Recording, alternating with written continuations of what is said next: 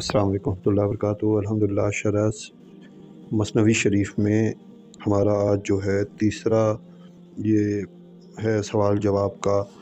अल्लाह करीम मुझे और आपको हकीकी मायनों में इन औलिया का और सूफिया का फैज़ान समेटने की और इन्हीं के रंग में रंगने की तौफीक दे। सबसे पहला सवाल जो है वो ये कि अक़ल इश्क की शरह में मिट्टी में फंसे हुए गधे की तरह होती है।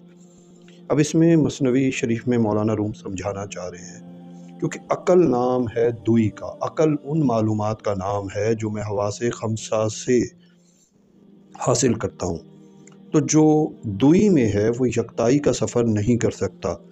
इसलिए अब एक ऐसा गधा जो ख़ुद दलदल में फंस जाए, तो आप बताइए वो क्या किसी को निकाल सकेगा, या वो उसको जो उस वक़्त उसकी जो शऊर है वो सिर्फ़ और सिर्फ़ अपने आप पर होगा। इसीलिए जो इस दुनिया में दुई में फंस गया, तो जो कसरत में फंस गया, उसको यकताई का, वहदत का सफ़र नहीं होगा। और इश्क नाम है यकताई के सफ़र का, वहदत के सफ़र का। तो इसीलिए जो तालिबे मौला होता है, अल्लाह का चाहने वाला होता है, वो दुनिया का तलबगार और उक़बा का तलबगार नहीं होता, वो अल्लाह का आशिक होता है। तो इसीलिए जो अक़ल में फंसा हुआ है वो अभी इश्क की शरह कैसे कर सकेगा। इश्क तो मिटना सिखाता है, अक़ल तो सिर्फ़ मफ़ाद सिखाता है, अपना फ़ायदा सिखाता है। तो इश्क की राह में आने के लिए मिटना और लुटाना, इश्क क्या है ये पूछिए मौला हुसैन अलैहिस्सलाम और उनकी आल से। तो अपना सब कुछ लुटा के भी क्या पूछते हैं, क्या अल्फाज थे उनके, ए मौला अगर तुझे हुसैन की कुर्बानी कबूल है तो मेरे नाना की उम्मत को बख्श दे। तो ये इश्क सब कुछ लुटा के भी यार की मर्ज़ी तलब का तलबगार होता है। इसलिए अक़ल वाला इस इश्क को नहीं समझ सकता। अगला सवाल है, आफ़ताब के निकलने की दलील ख़ुद आफ़ताब है। अब ये जो आफ़ताब से वो सिखा रहे हैं हमें मौलाना रूमी कि आफ़ताब को कभी भी इख्तिताम नहीं है, वो कभी ख़त्म नहीं हो रहा, बल्कि वो हमसे जो है छुप रहा है। यानी जिस वजूद को जिसको हम समझ रहे हैं कि वो ख़त्म हो गया, मादूम हो गया, वो तो सिर्फ़ आँखों से हमारी छुपता है, और उसके लिए अदम यानी कुछ नहीं।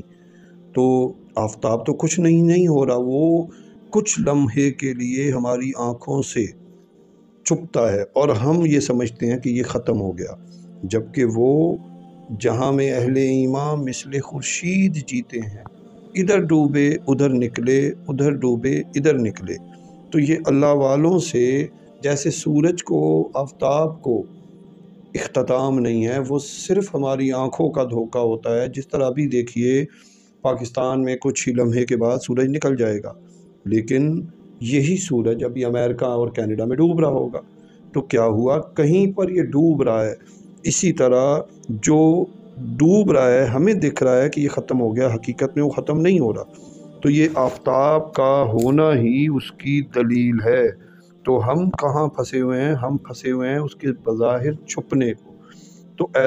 तो वो जो होते हुए हमारी आँखों से छुप रहा है, हम आँखों के दिखने पर भरोसा कर रहे हैं, जबकि वो हकीकत में मौजूद है।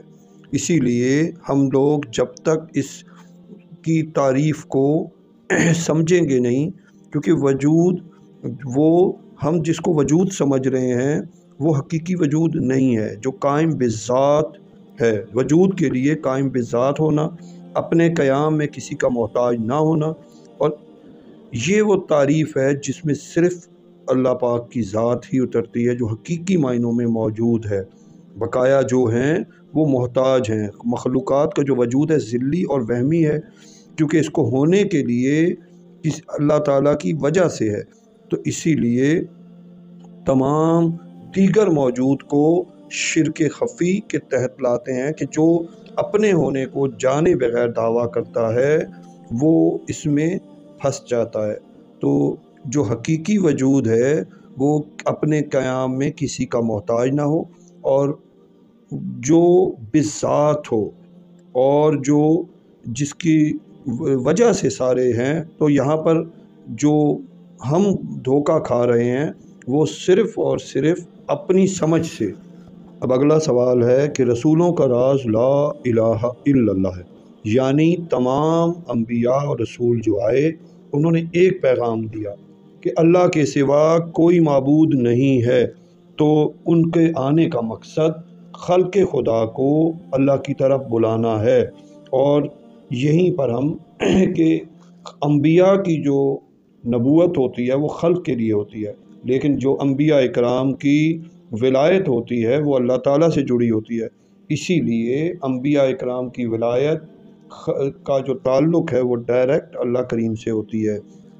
اگلا جو سوال ہے وہ یہ ہے کہ بادشاہ نے ولی کو دیکھا تو دربانوں کی بجائے خود آگے بڑھا اور اپنے غیبی مہمان کے سامنے یک جان اور دو قالب ہو گئے، یعنی بادشاہ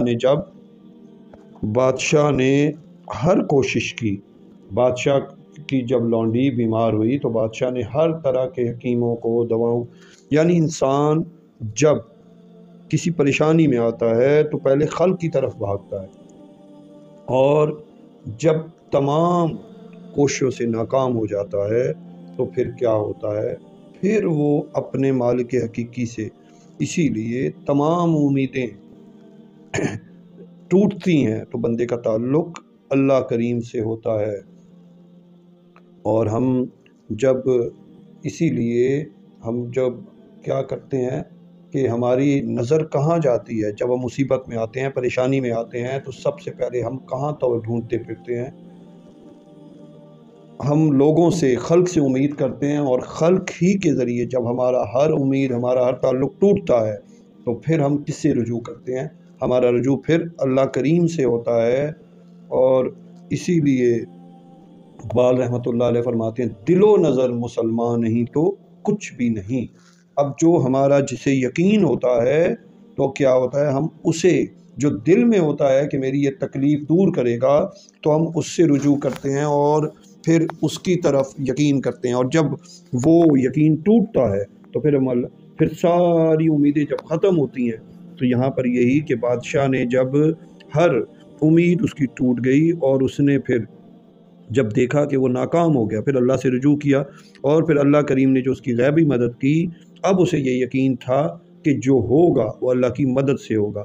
اور پھر جو اللہ کی مدد تھی اس کی وجہ سے، چونکہ وہاں اس کا پہلے سب خلق سے امید ٹوٹی تو پھر خالق سے جڑ گیا، تو یہ جو ایک جان، اب جب جان جس سے جڑی ہے وہ اس سے جڑ گیا، تو پھر اس کے بعد وہ جو اس کے پاس اللہ نے اس کی مدد کے لیے بھیجا تھا اس نے خود استقبال کیا، اور پھر اس سے اپنے آپ کو کیا کیا، اپنے آپ کو اس کے حوالے کر دیا۔ اسی لیے جب ہم اپنا وسیلہ مرشد ڈھونڈ لیں تو پھر اس کے بعد دیکھنے میں جسم دو ہوں لیکن ہمارے قلب ایک ہو جائیں، اس قلب کا تعلق مرشد سے جڑ جائے، اور جب قلب مرشد سے جڑ جائے گا، کیونکہ مرشد کا قلب جڑا ہوا ہے اللہ تعالیٰ سے، تو پھر وہ کیا ہوگا، وہ قلب اللہ سے جڑ جائے گا۔ اور مرشد کریم اس میں ذات اور ذکر اللہ، قلبی ذکر عطا کرتے ہیں، اور ان سے کیا ہوتا ہے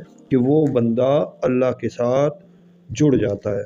تو اللہ والا کیا کرتا ہے، وہ ان کو بظاہر وہ دو، لیکن حقیقت میں پھر ان میں وہ جو یکتائی کا سفر ہے، وہ مرشد جس عشق میں خود ہیں وہی عشق عطا کر دیتے ہیں، اور اس عشق کے ذریعے کیا ہوتا ہے، ان دونوں کا تعلق اس پاک ذات سے ہو جاتا ہے۔ اور پھر اسی لیے جب اسے اللہ کی طرف سے وسیلہ مل گیا تو بادشاہ نے پوری طرح اسے اپنے لیے اختیار کر لیا۔ تو اس میں یہی کہ یک جان ہونے کا مطلب دونوں کا ارادہ ایک ارادہ ہو جائے۔ نفس کا جو بہت بڑے اولیاء کرام تعریف کرتے ہیں وہ یہی کرتے ہیں کہ نفس کیا ہے، میرا ارادہ، اور روح کیا ہے، اللہ کریم کا ارادہ۔ تو مرشد کامل میرے نفس کے ارادے کو ختم کر کے مجھے روح کے ارادے پر لے آتے ہیں۔ اب اگلا سوال ہے کہ حضرت موسیٰ علیہ السلام کا مال غنیمت کے لیے بنی اسرائیل کی سفارش کرنا۔ اب اس میں جو سمجھ کی بات ہے کہ اللہ کریم تو قادر ہیں، لیکن اللہ کریم اپنے چنے ہوئوں کی دعاؤں اور چنے ہوئوں کی سفارش کو پسند کرتے ہیں۔ تو اسی لیے جو اللہ والے ہوتے ہیں وہ اللہ اور ان بندوں کے درمیان ایک وسیلہ ہوتے ہیں، اور اللہ جنہیں چنتا ہے پھر ان کی رد نہیں کرتا، اور اسی لیے اللہ والوں کی دعاؤں سے بہت بڑے بڑے کام، کیونکہ اللہ تو شارک سے قریب ہے، لیکن اس میں جو سمجھنے کی بات ہے کہ وہ کیا ہے، وہ یہ ہے کہ جسے اللہ کریم چن لیتے ہیں تو آنکھ اس کی ہوتی ہے۔ وہ بخاری شریف کی حدیث ہے کہ جو بندہ قرب، اس کا مفہوم سنا رہا ہوں، قرب نوافل کے بعد، یعنی جب بندہ فرائض کے بعد نوافل کے ذریعے، نوافل یہ امر جو وہ اللہ کے راضی کرنے کے لیے کرتا ہے، تو پھر اللہ اسے محبوب بنا لیتے ہیں، اور پھر اس بندے پر اللہ کی تجلی ہوتی ہے، اور پھر وہ بندہ مظہر حق ہو جاتا ہے، اور اس مظہر حق کی دعا اللہ کریم قبول کرتے ہیں۔ اور جو ادھر بھی یہی ہے کہ جو اللہ کا چنا ہوا نبی ہوتا ہے وہ بھی مظہر حق ہوتا ہے، اور ان کی دعا اللہ کریم رد نہیں کرتے۔ تو یہاں موسیٰ علیہ السلام نے جب دعا کی تو پھر کیا ہوا، اس دعا سے پھر ان کے اوپر کرم ہوا۔ تو اللہ والوں کو جو لوگ ستاتے ہیں وہاں اللہ کریم عذاب نازل کرتے ہیں۔ فرعون کتنے عرصے سے خدا بنا ہوا تھا، لیکن اللہ کریم کو فرق ہی کوئی نہیں پڑتا۔ فرعون، نمرود، شداد، حامان جتنے تھے، لیکن جب انہوں نے اللہ والوں کو چھیڑا تو پھر اللہ کریم نے ان پہ عذاب نازل کیا۔ اس لیے جو اللہ والے ہوتے ہیں ان کو چھیڑنے کا بہت سخت عذاب ہوتا ہے۔ اسی لیے جو اگلا سوال یہ ہے کہ دوست کے راستے میں جو مردوں کا راہزن بنتا ہے یہ وہی کہ جو اللہ والوں سے دشمنی کرتا ہے، پھر اللہ کریم انہیں نہیں چھوڑتے اور ان سے انتقام لیتے ہیں، اور پھر وہ انتقام ان کے لیے عذاب ہوتا ہے۔ اسی لیے جہاں اللہ کریم عذاب نازل کرنا چاہتے ہیں وہاں اپنے جو ملامتی اولیاء ہیں جن کو دیکھ کر لوگ انہیں تنگ کرتے ہیں اور پھر پتھر مارنا اور نقصان، پھر اس کا عذاب آتا ہے۔ اسی لیے ہم کسی کے ساتھ بھی زیادتی نہ کریں، کسی کا مذاق نہ اڑائیں، اپنے آپ کو نیکی کی راہ پہ رکھیں۔ آخری سوال یہ ہے کہ سالک اپنے ہر مقام کو ہجر تصور کرتا ہے، تو یہاں پہ ہجر کا تصور اور مقام کی، یعنی جب ایک مقام سے وہ اگلے مقام پہ جاتا ہے، کیونکہ جب مقام پر ہوتا ہے تو وہ سمجھتا ہے کہ یہی سب کچھ ہے، لیکن جب وہ اگلے اللہ کریم کا اس پہ کرم ہوتا ہے تو وہ پچھلے مقام پہ جا کر، اگلے مقام پہ جا کر پچھلے مقام سے کہ وہ رجوع کرتا ہے کہ میں کیا سوچ بیٹھا تھا۔ تو اسی لیے ہمارے آقا کریم علیہ السلام نے جو استغفار کرتے تھے کہ ان کو جب وہ منازل دی جاتی تو اس بات کو سمجھنا کہ ہم صرف اللہ کی رضا کے لیے ہر عمل کو کریں۔ اللہ کریم مجھے اور آپ کو حقیقی بندگی کی توفیق دے، اور جیسے مولانا روم رحمۃ اللہ علیہ نے اپنے مثنوی شریف کے ذریعے اس کو ہمیں سکھایا ہے، اور آقا کریم علیہ السلام نے جیسے کہ ماد اللہ صاحبکم وما غاوا، کہ جنتیں، حوریں، سب کچھ، لیکن ماں سوائے حق کے کسی کو اختیار نہ کیا، تو میں اور آپ بھی کسی مقام اور نام کے لیے نہیں، صرف اللہ کو راضی کرنے کے لیے دین اور دنیا پہ کو اختیار کریں، دنیا میں رہیں لیکن دنیا ہمیں نہ رہے۔ اللہ آپ لوگوں پہ بہت کرم کرے اور ہم سے یہ دین کا کام لیتے رہیں۔ میرے مرشد کریم کا یہ فیضان سید جمال الدین شاہ دامت برکاتہم العالیہ کا کہ وہ ہم نالائقوں نکموں سے مولانا روم رحمۃ اللہ علیہ کی مثنوی کی شرح کرا رہے ہیں، بس اللہ ہم سے یہ کام لیتا رہے اور ہمیں کسی کا محتاج نہ کرے۔ جزاک اللہ خیر کثیر کثیرہ۔ اللہ حافظ۔